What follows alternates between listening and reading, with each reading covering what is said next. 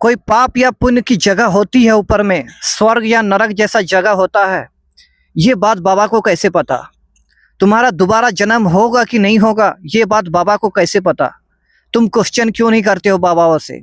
अगर तुम क्वेश्चन भी करोगे ना तो तुम्हें उल्टा ही जवाब मिलेंगे, लेकिन इस चीज का तुम्हें रियल जवाब कभी नहीं मिलेगा। मैं तुम्हें एक चीज समझाता हूँ।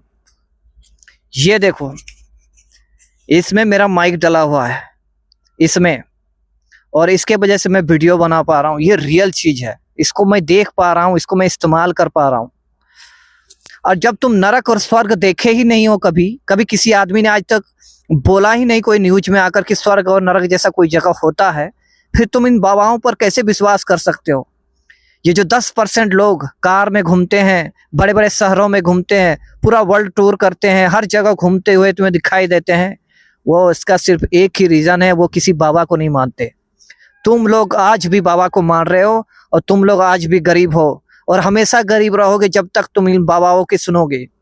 ये बाबा तुम्हें बोलेंगे कि ज्यादा पैसे मत कमाओ, ज्यादा धन की लालच मत करो, ज्यादा गाड़ी के बारे मत सोचो, ज्यादा बड़े घर के बारे मत सोचो, और खुद बड़े बड़े गाड़ियों में घूमेंगे, हेलीकॉप्टर से जाएंगे, यात्रा करेंगे, दूसरे जगह जाके प्रवचन सुनाएंगे।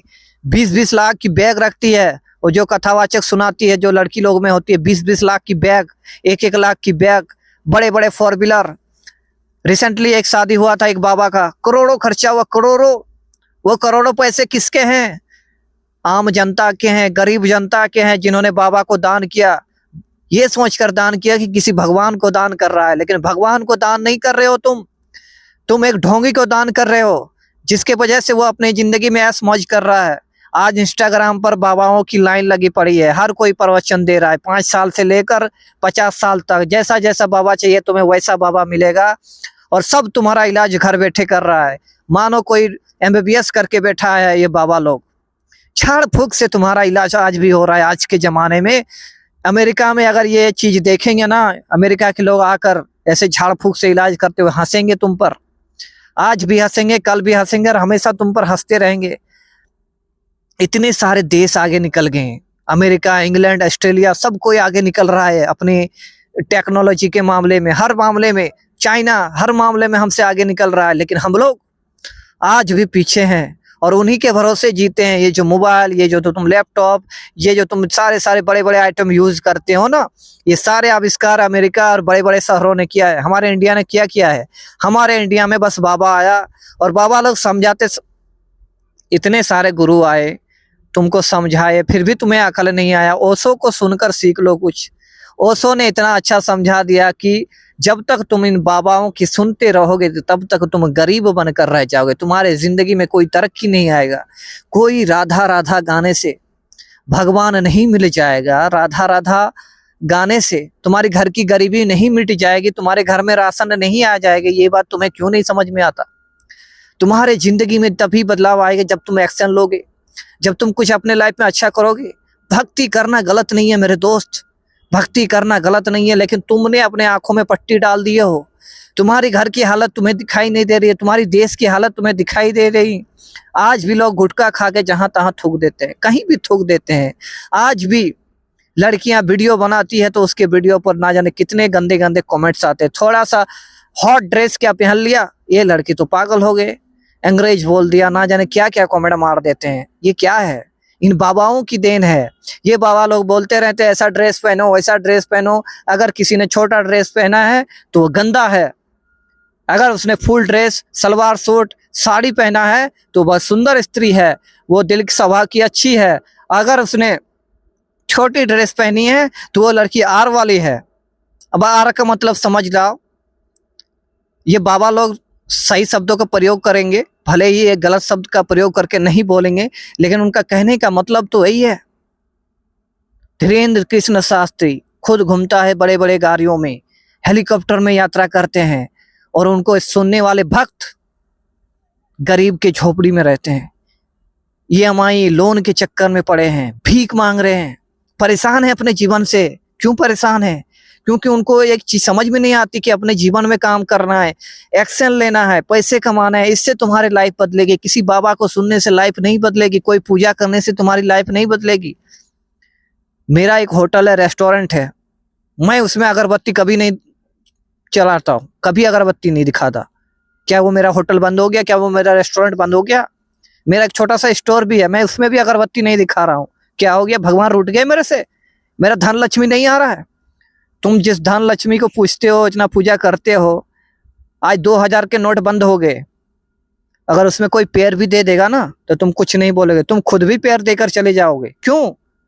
क्योंकि है तो वो कागज का टुकड़ा ही, कागज का टुकड़ा ही है ना। जब तक उसमें उसका कोई वैल्यू नहीं है तब तक वो कागज का टुकड़ा ही है। तुम उसको कुछ नहीं मान सकते, तुम उसको पैर देकर जाओगे। और जैसे पता चलेगा कि 2000 का नोट चलना शुरू हो गया है, फिर ऐसे उठाओगे, प्रणाम करोगे, जेब में भरोगे, माता लक्ष्मी आ गई।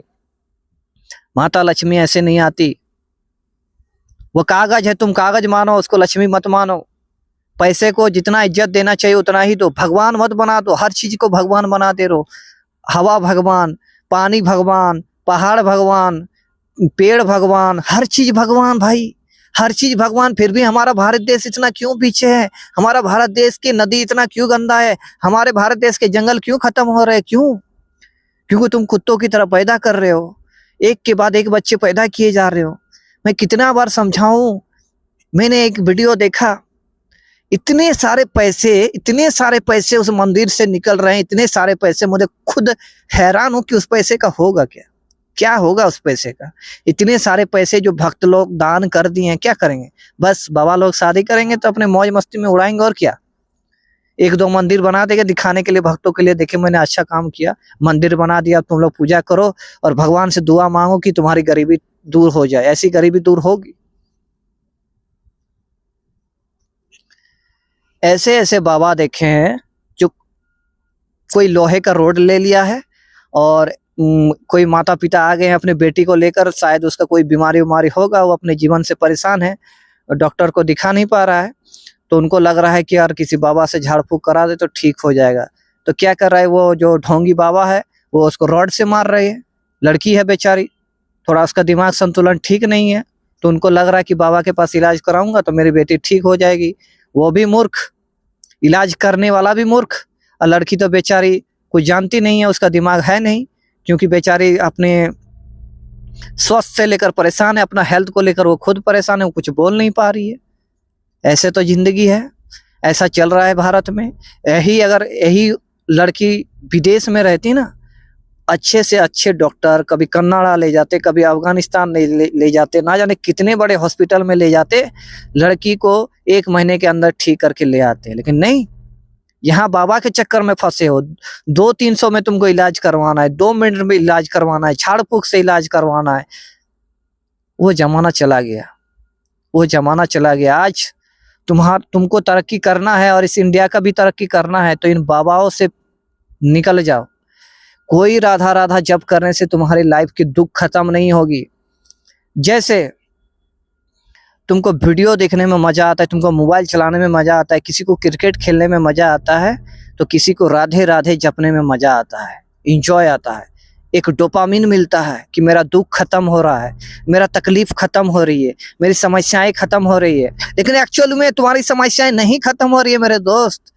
तुम्हारे घर में आज भी लोन आ रहे हैं, आज भी तुम झोपड़ी में सो रहे हो, तुम मच्छर से लड़ रहे हो, तुम गर्मी से लड़ रहे हो, तुम बरसात से लड़ रहे हो, तुम्हारे बच्चे लड़ रहे हैं, तुम्हारे बच्चे के फीस नहीं है, तुम्हारे घर में सही बर्तन नहीं है, तुम्हारे घर में सोने की सही जगह नहीं है। क्या बोल रहे हो तुम? क्या राधा राधा करने से राधे भगवान आकर तुम्हारे घर में खटिया फेंक के जाएंगे, एसी फेंक कर जाएंगे, बढ़िया मकान फेंक के जाएंगे? कुछ नहीं होगा इस सब चीज से। मैं बता रहा हूँ भाई, भक्ति अपनी जगह पर, लेकिन काम करो अपनी जगह पर।